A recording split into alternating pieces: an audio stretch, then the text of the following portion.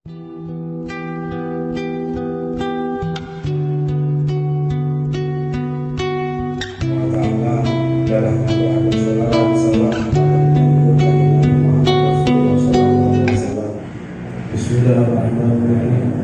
Al-Fatihah بسيدنا وحبيبنا وشفيعنا والجميل وقرة عين سيدنا محمد ثم نقل الفاتحة بعبد الرحمن محمد سكاف ورسولهم وأخرهم تلميذاتهم وأزواجهم وأمتهم والمنتسبين أجمعين ثم نرحب حبيبنا سيدنا الحبيب الإمام علي بن محمد الحسن الحبشي وعلى الجدير بن حسين بن أحمد وعلى الحبيب علي وعلى الحبيب أحمد بن أنس إخوانه ورسولهم وأخرهم تلميذاتهم والمنتسبين أجمعين ثم نرحب بخصوصا نرحب بابا هدي أنس هاجرنا ببابا أكس هاجر وصولهم وأخرهم تلميذاتهم والمنتسبين أجمعين ثم نرحب والدينا ووالديكم وأمواتنا وأمواتكم وأنفسنا أجمعين بسبب إيمان أن الله يعلي درجاتهم في الجنة ويرفعنا بأسرارهم وأنوارهم وعلومهم وبركاتهم ونفعنا في الدنيا والآخرة بسر الفاتحة ويسير رحمة الله صلى الله عليه وسلم بسر الفاتحة.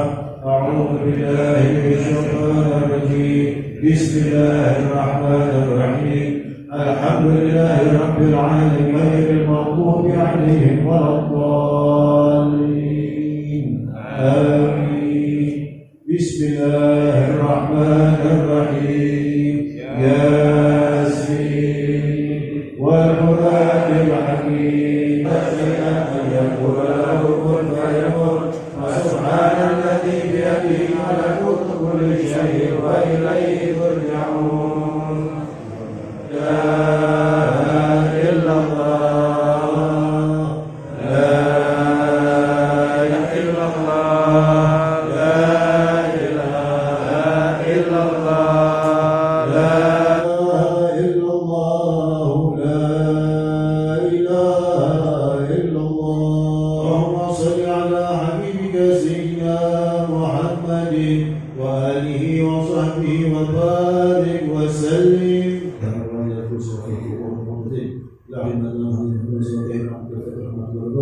Bapak Haji Aris Haryono Nabi Bapak Agus Sahaja wa usul wa firman walidina wa walidikum wa amwatina wa amwatikum wa muslimin al-Fatiha wa ajarakumullah. Ar-Rahim. Alhamdulillahi rabbil alamin. Allahumma salli wa sallim ala sayyidina Muhammadin wa ala ali sayyidina Muhammadin fil awwalin wal akhirin. اللهم صل وسلم على سيدنا محمد وعلى سيدنا محمد في النبيين والمرسلين. اللهم اجعل وبلغ وتقبل ثواب ما قرانا من القران العظيم وما قلناه من قول لا اله الا الله. اللهم مغفرتك اوسع من ذنوبنا ورحمتك اجعل لنا من اعمالنا بفضل سبحان ربك رب العزه عما يصفون وسلام على المرسلين والحمد لله. Al-Fatihah. Hadirin hadirat rahmatullah, assalamualaikum warahmatullahi wabarakatuh. Agama syariah Nabi Agung kita Muhammad SAW mengajarkan kepada kita, ternyata tidak ada ihsan, kebaikan, kebaktian yang lebih mulia dari baktinya seorang anak kepada orang tuanya.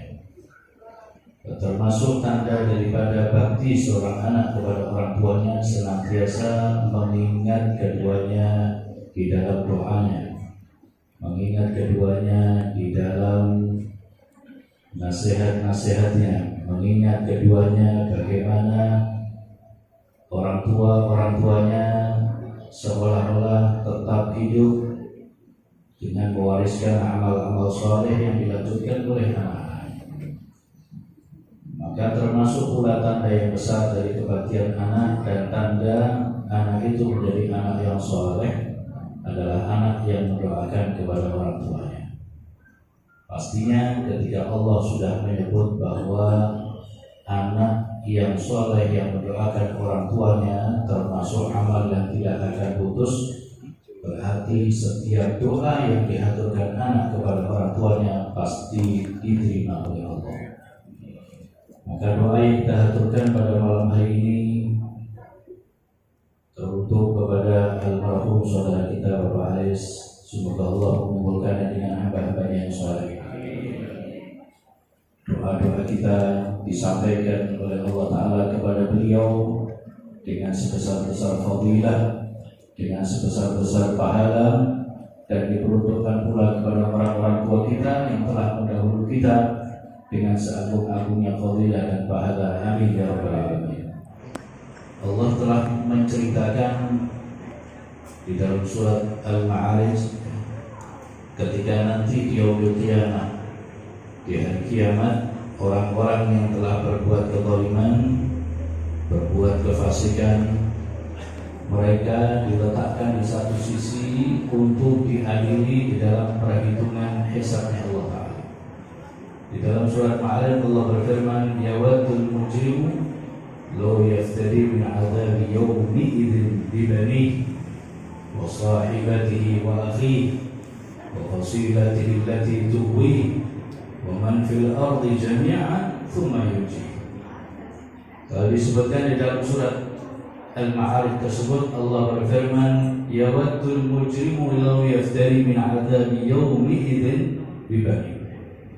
Ketika orang-orang yang disebut al-mujrim oleh Allah, al-mujrim itu orang yang hidupnya dahulu di dunia yujawizun al-had, mereka melampaui batas-batas yang sudah dilarang oleh Allah untuk dilanggar.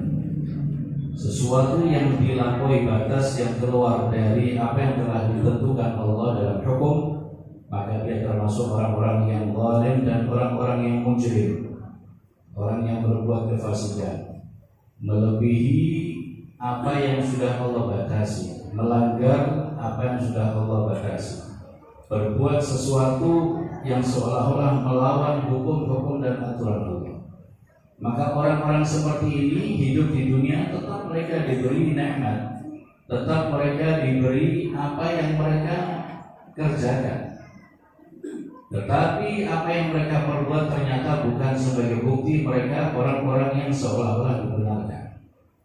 Sehingga diceritakan di yaumul qiyamah, yawaddul mujrimu, berharap, ingin seandainya orang-orang mujrim itu apa ketika dihisab oleh Allah, law yaftadi min 'adzabi yaumi idzin bi bani, mereka berharap seandainya bisa siksa yang akan dilimpahkan Allah kepadanya bisa ditebus, diganti bibanihi dengan anak-anak.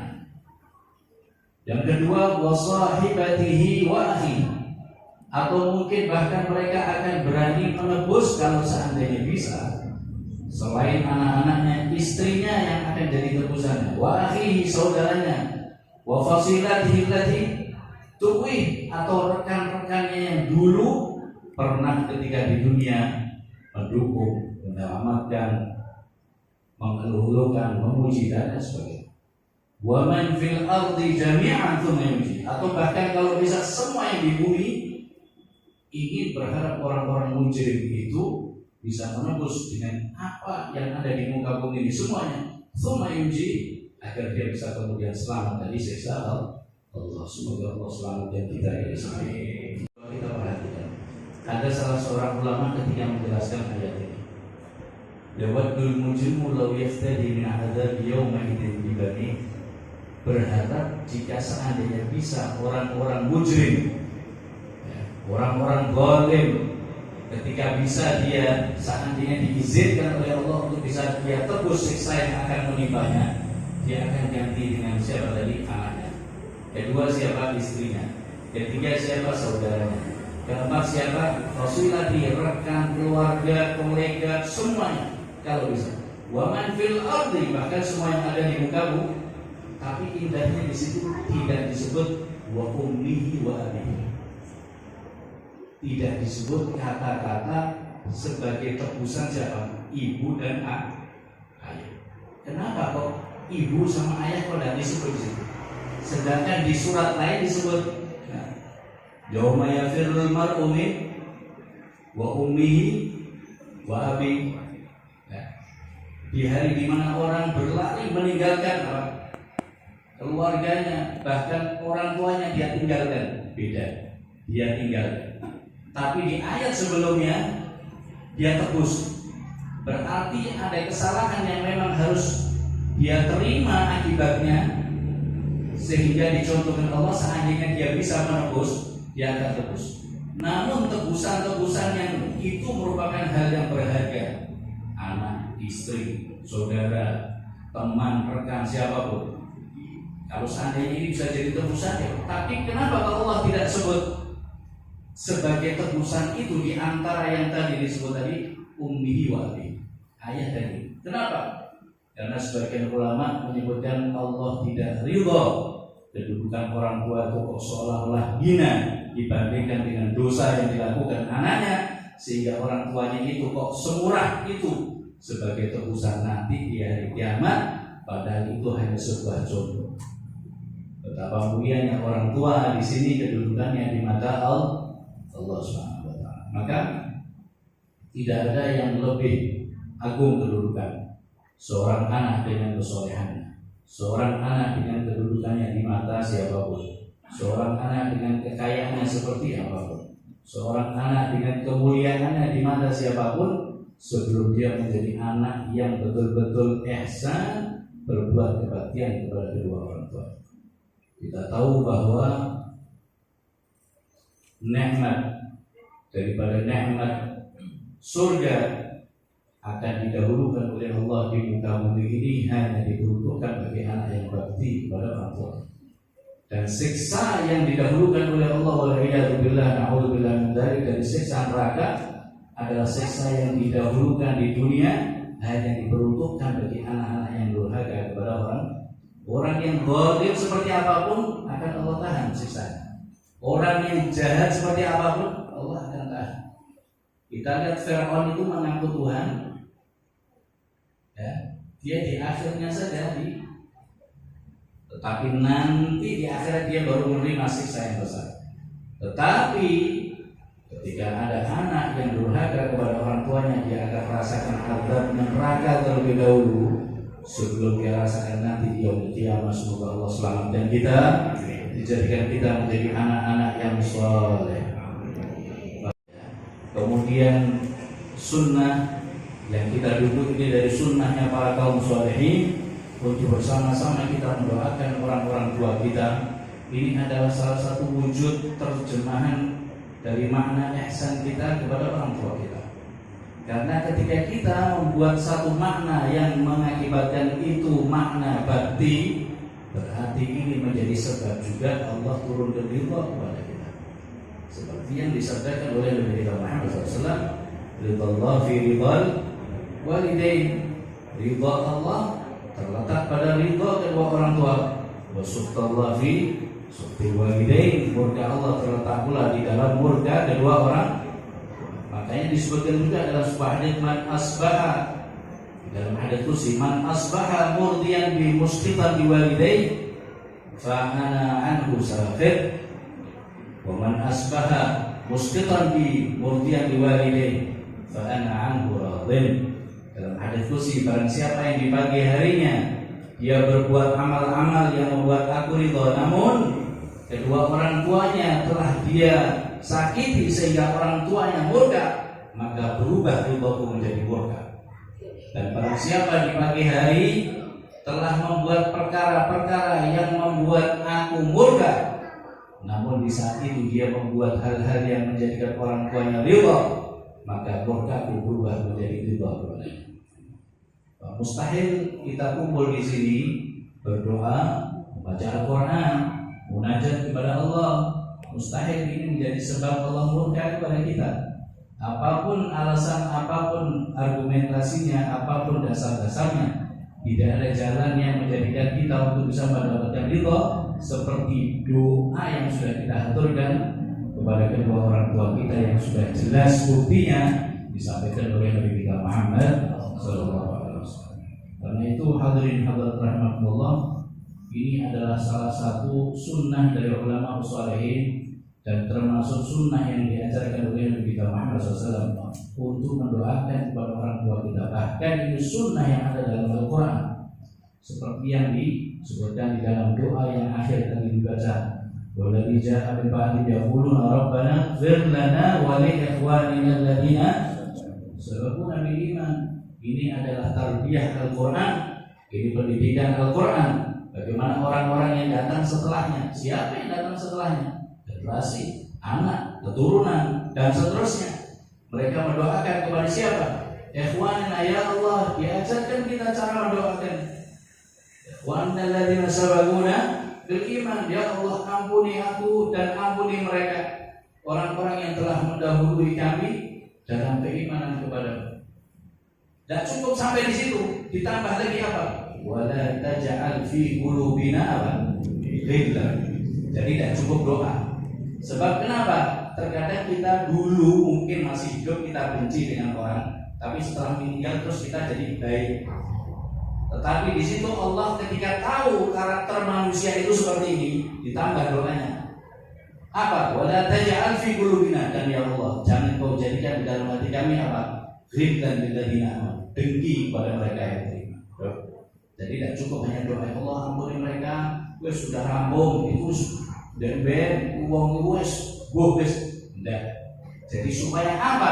Ajaran dalam Al-Quran agar kita menjadi orang yang tidak hanya sekedar doa, tapi bersih hati kita, salim, hati kita bersih dari dengki, iri, hasad kepada orang-orang yang sudah mendahului kita dengan iman. Tidak ada mungkin Allah panggil orang yang beriman kecuali Allah ingin dia berjumpa dengan Allah Subhanahu wa taala. Maka ajaran di sini apa? Wala taj'al fi qulubina ghillan lil ladzina amanu apa? Rabbana innaka ra'ufur. Semoga Allah jadikan kita hamba-hambanya yang diampuni dosa-dosanya berkat mendoakan orang-orang yang telah diampuni dosanya oleh Allah. Dan semoga apa yang kita baca pada malam hari ini diaturkan oleh Allah dengan sebaik-baiknya fadilah dan pahalanya kepada yang kita maksud, kepada orang-orang tua kita, kepada kerabat kita, khususnya juga kepada guru-guru kita yang telah mendahului kita, dan semoga kita yang masih hidup diberikan oleh Allah taufik dan dijadikan pula anak-anak kita kelak menjadi anak-anak yang minas shalihin atau shalihat, bakti kepada kita, bakti kepada orang tuanya, dan kita kelak bangga dengan mereka di yaumil qiyamah. Dikumpulkan kita bersama orang-orang yang diridhoi Allah, orang-orang yang dikursikan di sana di derajat para nabi dan rasul dengan Nabi kita Muhammad sallallahu alaihi wasallam. Taqabbal minna ya karim, Allahumma maghfiratuka awsa'u min dhunubina wa rahmatuka arja indana min a'malina. Kita ketika baca doa ini, Allahumma maghfiratuka awsa'u min dhunubina wa rahmatuka arja indana min a'malina, jika kita baca 3 kali seperti yang disabdakan Nabi kita Muhammad SAW ketika sahabat datang kepada Nabi, ya Rasulullah, aku memiliki dosa yang besar. Apakah dosamu lebih besar dari langit? Dosaku lebih besar. Apakah dosamu lebih besar dari alam semesta? Dosaku lebih besar. Apakah dosamu lebih besar dari Allah? Bacakan, maka diam. Dan tegur, ucapkan, Allahumma maghfiratuka awsa'u min dhanbi wa rahmatuka arja indi min amali. Ketika diajarkan itu oleh Nabi, dituntut 3 kali, maka Rasulullah SAW mengatakan, "Qum fa innallaha qad ghafara laka." Berdirikan, sebab Allah sudah mengampuni dosa-dosa. Maka insya Allah yang kita baca menjadi maghfirah untuk kita, maghfirah untuk almarhum, maghfirah untuk siapapun yang kita niatkan insya Allah. Dan semoga Allah senantiasa beri kita taufik agar kita menjadi hamba-Nya yang istiqamah di dalam beramal saleh dimanapun kita berada, dan kelak di akhir usia kita dalam keadaan kita beramal saleh. Amin ya rabbal alamin. Wassallallahu alaihi wasallam Muhammad wa ala alihi wasallam.